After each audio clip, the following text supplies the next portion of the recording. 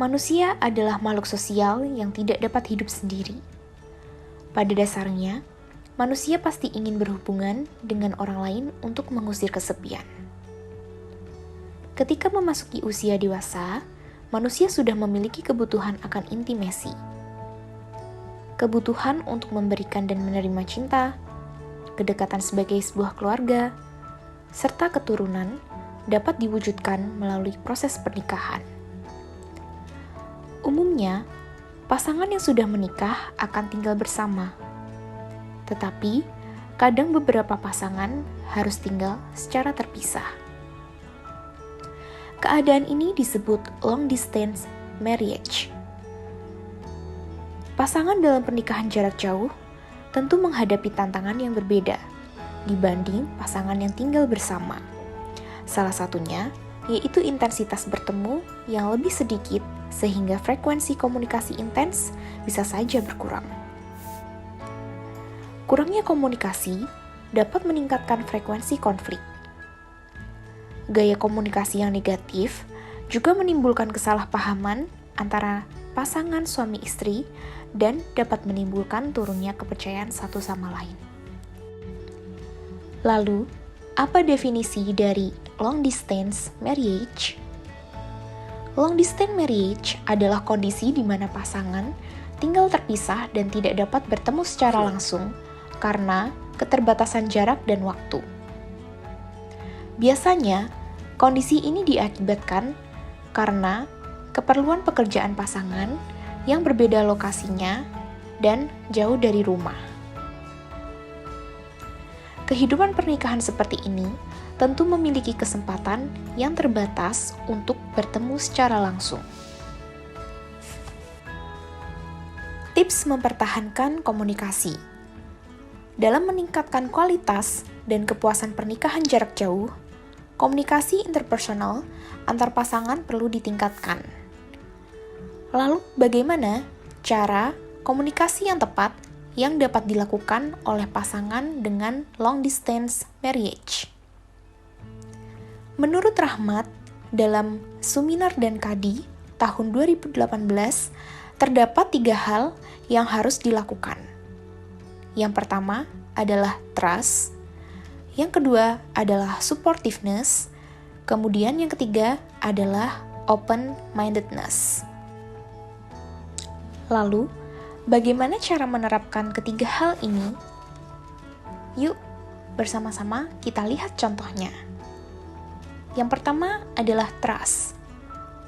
Pada gambar pertama, bayangkan ketika seorang suami mengabarkan istrinya melalui chat bahwa dia akan hangout bersama teman. Balasan yang didapat cuma kata "ye" atau singkatan dari "ya". Ini adalah contoh komunikasi yang negatif. Istri mungkin merasa tidak setuju mengenai perbuatan suaminya, tetapi tidak mau menyatakan alasan ketidaksetujuannya. Mungkin istri tidak percaya dengan suami karena tidak mengenal teman yang dimaksud oleh suaminya. Lalu, bagaimana seharusnya komunikasi seperti ini dilakukan? Gambar 2. Komunikasi yang positif adalah komunikasi yang dapat membangun trust dalam hubungan. Komunikasi tanpa adanya trust tidak akan membuat pasangan saling membuka diri. Ketika ada keraguan yang dirasakan, pasangan perlu saling bertanya, bukan memberi sikap dingin. Dengan mengkomunikasikan maksud dengan jelas, pasangan akan bertumbuh bersama. Supportiveness. Kita lihat contoh lainnya. Mungkin kita pernah mengalami situasi ini. Ketika kita lagi bad mood, pasangan malah ikut menyalahkan kelemahan kita dan tidak mendukung diri kita. Ini juga termasuk komunikasi yang negatif. Jadi, apa yang seharusnya dilakukan?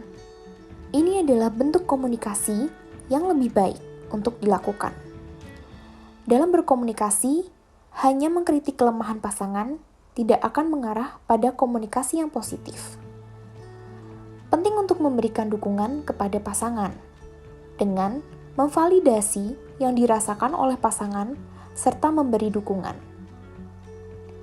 Dengan begitu, pasangan dapat merasa lebih nyaman dan komunikasi yang terjalin dapat berdampak positif.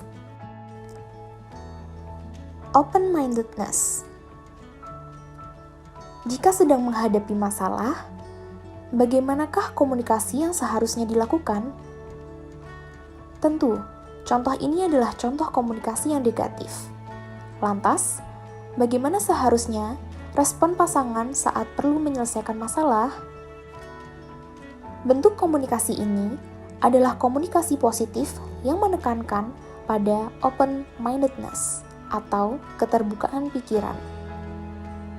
Yang dimaksud dengan keterbukaan pikiran adalah ketika pasangan berorientasi pada masalah, menilai secara objektif, serta bersedia untuk mengubah keyakinan yang salah. Bentuk komunikasi yang positif, yang membuka diri dan mau menerima sisi yang lain dapat menyelesaikan masalah dalam hubungan. Kesimpulan: pasangan pernikahan jarak jauh atau long distance marriage mungkin menghadapi tantangan karena kurangnya intensitas bertemu tatap muka.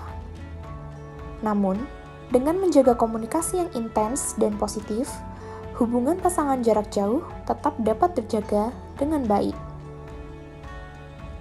Untuk memiliki komunikasi yang positif, pasangan perlu menekankan kepercayaan, dukungan, serta keterbukaan pikiran dalam setiap komunikasi yang dilakukan.